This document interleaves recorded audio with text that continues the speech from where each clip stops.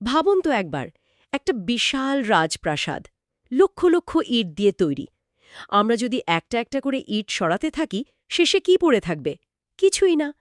আমাদের শরীর বা যে কোনো জীবন্ত প্রাণীও ঠিক ওই রাজপ্রাসাদের মতোই, লক্ষ কোটি ক্ষুদ্র ক্ষুদ্র ইট দিয়ে তৈরি। আজ আমরা সেই ইটেরই রহস্য ভেদ করতে চলেছি। আমাদের কাছে যে সোর্সগুলো এসেছে সেগুলো ঘেঁটে আমরা দেখব জীবনের এই মূল এককটা ঠিক কি, এর ভেতরের জগৎটা কেমন, আর এই ইটগুলোই বা কত রকমের হয়। একদম ঠিক। আমরা বলতে পারেন একেবারে জুম ইন করে জীবনের ব্লুপ্রিন্টটা দেখতে চলেছি।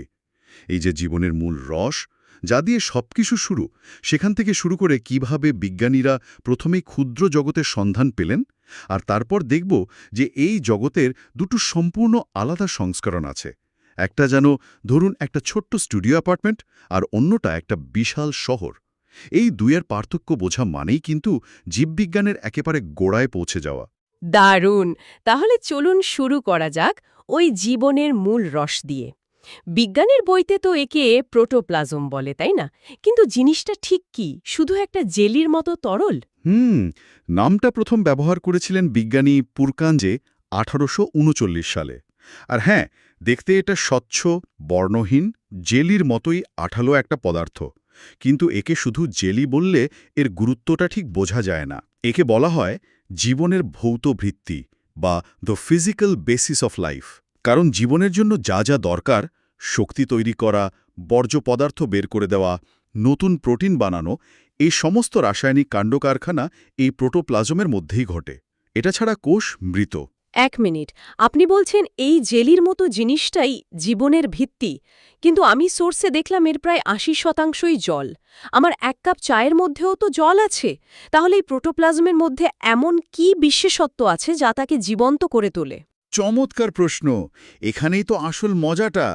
এটা শুধু জল নয়, এটা হলো সংগঠিত জল। ভাবুন, মহাবিশ্বের সবচেয়ে সহজলভ্য যে মৌলগুলো আছে, অক্সিজেন, কার্বন, হাইড্রোজেন, নাইট্রোজেন, এই প্রোটোপ্লাজমের বাকি অংশটা মূলত সেগুলো দিয়েই তৈরি। অর্থাৎ জীবন কোনো দুর্লভ আশ্চর্য জিনিস দিয়ে তৈরি হয়নি, বরং সবচেয়ে সাধারণ উপাদানগুলোকেই এক অবিশ্বাস্য উপায়ে সংগঠিত করে তৈরি হয়েছে। আর এর দুটো প্রধান ভাগ আছে। নিউক্লিয়াসের বাইরের অংশটা হলো সাইটোপ্লাজম, কোষের মূল কারখানা, আর নিউক্লিয়াসের ভেতরের ঘন অংশটা হলো নিউক্লিওপ্লাজম, ওই কারখানার কন্ট্রোল রুম বা ম্যানেজারের অফিস। তার মানে এই যে জীবনের মূল রস বা প্রোটোপ্লাজম, এটা তো আর বাতাসে ভেসে বেড়ায় না, এটাকে কোনো একটা আধারে থাকতে হয়। আমার ধারণা সেই আধারটাই হলো কোষ বা সেল। আর সেই আধারটা খুঁজে বের করার গল্পটাই কিন্তু দারুণ মজার, তাই না? হ্যাঁ, এটা এক গোয়েন্দা গল্পের মতো, যা আমাদের নিয়ে যায় প্রায় 400 বছর পেছনে, 1665 সাল। রবার্ট হুক নামে একজন ইংরেজ বিজ্ঞানী নিজের বানানো একটা মাইক্রোস্কোপ দিয়ে কর্কের ছিপি দেখছিলেন। আর দেখতে গিয়ে তিনি যা দেখলেন তাতে অবাক হয়ে গেলেন। মৌমাছির চাকের মতো অসংখ্য ছোট ছোট ফাঁকা ঘর। ল্যাটিন ভাষায় সেলুলা মানে হলো ছোট ঘর। সেখান থেকেই তিনি এর নাম দিলেন সেল। কিন্তু আপনি বলছেন ফাঁকা ঘর, তার মানে তিনি আসল জিনিসটা দেখেননি? ঠিক ধরেছেন, কর্ক তো মৃত গাছের ছাল। তাই হুক আসলে দেখেছিলেন মৃত কোষের বাইরের দেয়ালগুলো, অর্থাৎ ফাঁকা ঘর। আসল বাসিন্দা অর্থাৎ জীবন্ত কোষটা তিনি দেখতে পাননি। সেই কৃতিত্বটা যায় আরেকজনের কাছে। ১৬৭৪ সালে অ্যান্টনি ভন লিউয়েনহুক নামে একজন ডাচ বিজ্ঞানী পুকুরের জল নিয়ে পরীক্ষা করছিলেন। আর তিনিই প্রথম সেই জলে কিলবিল করতে থাকা ক্ষুদ্রাতি ক্ষুদ্র জীবন্ত কোষ, যেমন ব্যাকটেরিয়া, দেখতে পান। তিনি সেগুলোর নাম দিয়েছিলেন অ্যানিমালকিউলস বা ক্ষুদ্র প্রাণী। সেদিনই প্রথম মানুষ জীবনের এই ক্ষুদ্র জগতের সাক্ষী হয়েছিল। এগুলো তো সব একরকম দেখতে বা এক আকারের হওয়ার কথা নয়, তাই না? একেবারেই না।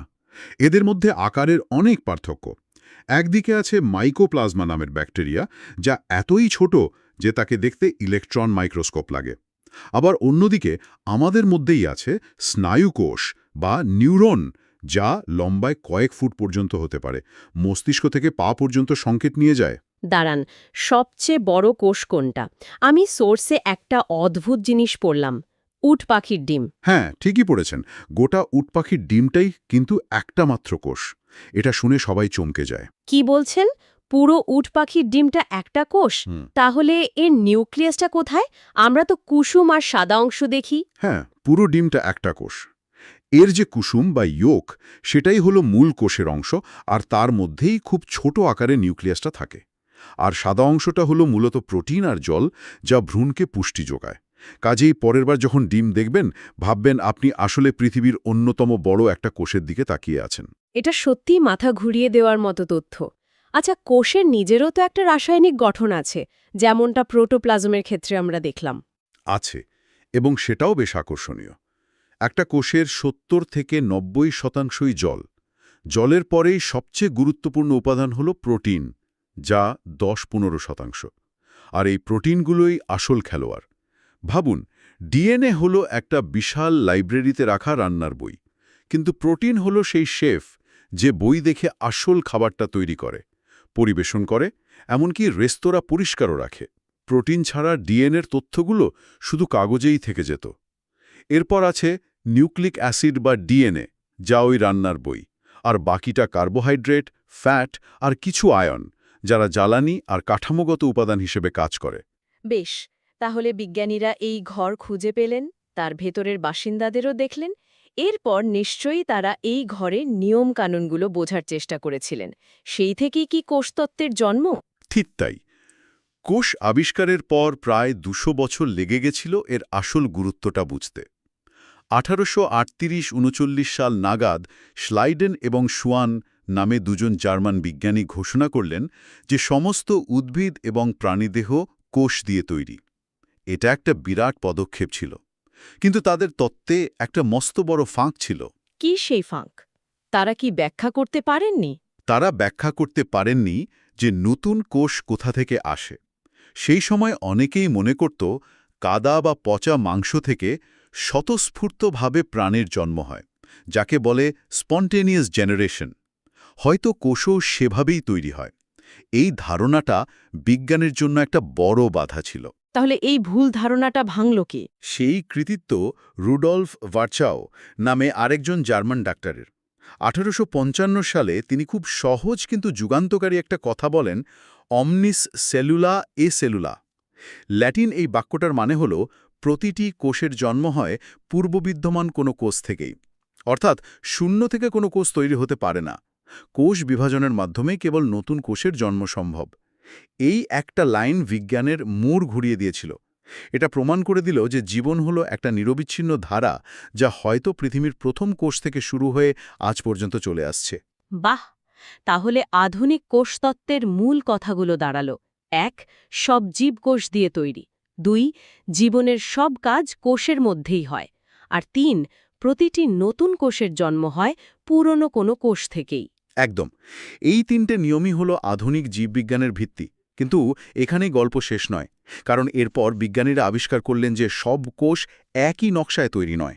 এখানেই কি ওই স্টুডিও অ্যাপার্টমেন্টার বিশাল শহরের প্রসঙ্গটা আসছে? ঠিক এখানে কোষের গঠন বিচার করলে এদের দুটো মূল ভাগে ভাগ করা যায়। একটা হলো প্রোক্যারিওটিক বা আদি কোষ, আর অন্যটা হলো ইউক্যারিওটিক বা আদর্শ কোষ। এদের মধ্যে মূল পার্থক্যতা হলো সংগঠন বা অর্গানাইজেশন নিয়ে। চলুন প্রথমে ওই স্টুডিও অ্যাপার্টমেন্ট অর্থাৎ প্রোক্যারিওটিক কোষের কথাই শুনি। প্রোক্যারিওটিক কোষ হল পৃথিবীর প্রথম কোষ। ব্যাকটেরিয়া, নীলাভ সবুজ শৈবালের মতো সরল জীবেরা এই কোষ দিয়ে তৈরি। এদের গঠন খুব সাধারণ। ভাবুন একটা এক কামরার ঘর, যেখানে রান্না, শোয়া, কাজ সব এক জায়গাতেই হচ্ছে। এদের কোনো আলাদা কন্ট্রোল রুম বা নিউক্লিয়াস নেই। এদের জেনেটিক উপাদান বা ডিএনএ, যা কিনা কোষের ব্লুপ্রিন্ট, সেটা সাইটোপ্লাজমের মধ্যেই একটা জায়গায় জট পাকিয়ে পড়ে থাকে। ওই জায়গাটাকে বলে নিউক্লিয়য়েড। আর এর ভেতরে কি থাকে? নিশ্চয়ই খুব বেশি আসবাবপত্র নেই। না, একদমই না। প্রোটিন তৈরির জন্য রাইবোজোম নামে একটা যন্ত্র ছাড়া এদের ভেতরে পর্দা ঘেরা কোনো অঙ্গাণু বা আসবাব নেই। তবে এদের কিছু বিশেষ বৈশিষ্ট্য আছে। যেমন এদের মূল ডিএনএ ছাড়াও অনেক সময় একটা ছোট্ট গোলাকার অতিরিক্ত ডিএনএ থাকে, যাকে বলে প্লাজমিড। এটাকে আপনি একটা ধার করা সুপার টুল বলতে পারেন, যা ব্যাকটেরিয়াকে বিশেষ ক্ষমতা দেয়, যেমন অ্যান্টিবায়োটিককে প্রতিরোধ করার ক্ষমতা। তার মানে এই প্লাজমিডের জন্যই কিছু ব্যাকটেরিয়াকে অ্যান্টিবায়োটিক দিয়ে মারা এত কঠিন হয়ে যায়? ঠিক তাই। এই প্লাজমিড তারা একে অপরের সাথে বিনিময়ও করতে পারে। আরেকটা মজার জিনিস হলো মেসোজোম। যেহেতু এদের শক্তি তৈরির জন্য আলাদা কোনো পাওয়ার হাউস মানে মাইটোকন্ড্রিয়া নেই, তাই এর কোষ পর্দায় ভেতরের দিকে ভাঁজ হয় একটা অস্থায়ী জেনারেটরের মতো কাজ করে। এই ভাঁজগুলোই হলো মেসোজোম। এটা একটা খুব সাধারণ কিন্তু কার্যকরী ব্যবস্থা। বেশ, স্টুডিও অ্যাপার্টমেন্টের জীবনযাত্রা তো বোঝা গেল। এবার তাহলে বিশাল শহর অর্থাৎ ইউক্যারিওটিক কোষের জগতে প্রবেশ করা যাক। এর সাথে পার্থক্যটা ঠিক কোথায়? পার্থক্যটা আকাশমাকাল। ইউক্যারিওটিক কোষের আসল শব্দটাই হলো সংগঠন। আদি কোষে যেমন সবকিছু একসাথে হচ্ছিল, এখানে তেমন নয়। এখানে প্রত্যেকটা কাজের জন্য আলাদা আলাদা বিভাগ বা ঘর আছে, যেগুলোকে আমরা অঙ্গাণু বলি। প্রাণী, উদ্ভিদ, ছত্রাক আমরা সবাই এই উন্নত কোষ দিয়ে তৈরি। তাহলে এই শহরের প্রধান বিভাগগুলো কি কি? সবার আগে আসছে শহরের সিটি হল বা সেন্ট্রাল লাইব্রেরি, অর্থাৎ নিউক্লিয়াস। এটা একটা দ্বিস্তরীয় পর্দা দিয়ে ঘেরা, যার ভেতরে ডিএনএ বা ব্লুপ্রিন্টটা খুব সুরক্ষিতভাবে গোছানো থাকে। আদিকোষের মতো সাইটোপ্লাজমে ছড়িয়ে ছিটিয়ে থাকে না। এখানে ডিএনএগুলো হিস্টোন নামে এক ধরনের প্রোটিনের সাথে জড়িয়ে খুব জটিল গঠন তৈরি করে, যাকে বলে ক্রোমাটিন। আর শক্তি? শহরের তো পাওয়ার সাপ্লাই লাগবে। অবশ্যই, আর তার জন্য আছে বিশেষ পাওয়ার হাউস, যার নাম মাইটোকন্ড্রিয়া। আদি কোষে যে কাজটা কোষ পর্দাকে করতে হচ্ছিল, এখানে সেই শ্বসন আর শক্তি তৈরির পুরো দায়িত্বটা এই মাইটোকন্ড্রিয়ার ওপর। এই অঙ্গাণুটা আবিষ্কারই ছিল জীবজগতের ইতিহাসে একটা বিরাট লাফ, কারণ মাইটোকন্ড্রিয়া ছাড়া বড়, জটিল এবং বহুকোষী প্রাণীর উদ্ভবই সম্ভব হতো না। এদের জন্যই আমরা এত শক্তি পাই। আর প্রোটিন তৈরির কারখানা, ওটাও কি আলাদা? হ্যাঁ, দুটো কোষেই প্রোটিন তৈরির যন্ত্র অর্থাৎ রাইবোজোম আছে, কিন্তু তাদের মডেলটা একটু আলাদা। প্রোক্যারিওটিক কোষের রাইবোজোমগুলো যেন একটা পুরনো সরল মডেলের যন্ত্র, মানে 70S প্রকৃতির। আর ইউক্যারিওটিক কোষেরগুলো আরও উন্নত আর কিছুটা বড়, 80S প্রকৃতির। এই ছোট পার্থক্যটাই কিন্তু খুব গুরুত্বপূর্ণ। কেন?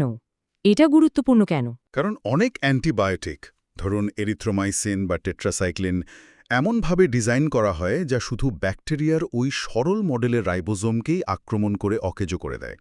কিন্তু আমাদের কোষের উন্নত যন্ত্রগুলোকে চিনতেও পারে না, তাই তাদের কোনো ক্ষতি করে না। এই পার্থক্যের জন্যই আমরা ব্যাকটেরিয়াকে মারতে পারি নিজেদের ক্ষতি না করে। অবিশ্বাস্য। তার মানে কোষের এই মৌলিক পার্থক্যকে কাজে লাগিয়েই আধুনিক চিকিৎসা দাঁড়িয়ে আছে। আরও তো অনেক অঙ্গাণু আছে, তাই না? যেমন এন্ডোপ্লাজমিক রেটিকুলাম, গলগি বডি।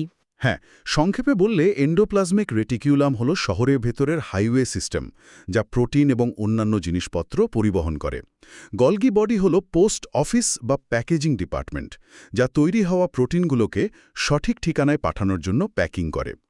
লাইজোজোম হল বর্জ্য নিষ্কাশন ব্যবস্থা, যা কোষের আবর্জনা বা শত্রু জীবাণুকে হজম করে ফেলে। এই রকম অসংখ্য বিভাগ মিলে ইউক্যারিওটিক কোষকে একটা অত্যন্ত দক্ষ আর জটিল ব্যবস্থায় পরিণত করেছে, যা প্রোক্যারিওটিক কোষে কল্পনাই করা যায় না। তাহলে যদি এক কথায় সারসংক্ষেপ করতে হয়, আমরা জীবনের একেবারে ক্ষুদ্রতম একক থেকে শুরু করে তার ভেতরের গঠন এবং প্রধান দুটি নকশা সম্পর্কে জানলাম। একটা সরল এক কামরার ঘর আর একটা সুসংগঠিত জটিল শহর। এই দুটোর মধ্যে যে এত বেশি পার্থক্য, সেটা সত্যিই অবাক করার মতো। হ্যাঁ, মূল কথাটা হলো জীবন কোষকেন্দ্রিক। কোষই হলো সেই মঞ্চ যেখানে জীবনের সমস্ত নাটক অভিনীত হয়। আর প্রোক্যারিওটিক ও ইউক্যারিওটিক কোষের এই পার্থক্যটা বুঝতে পারা মানে জীববিজ্ঞানের একটা মৌলিক ধারণা লাভ করা।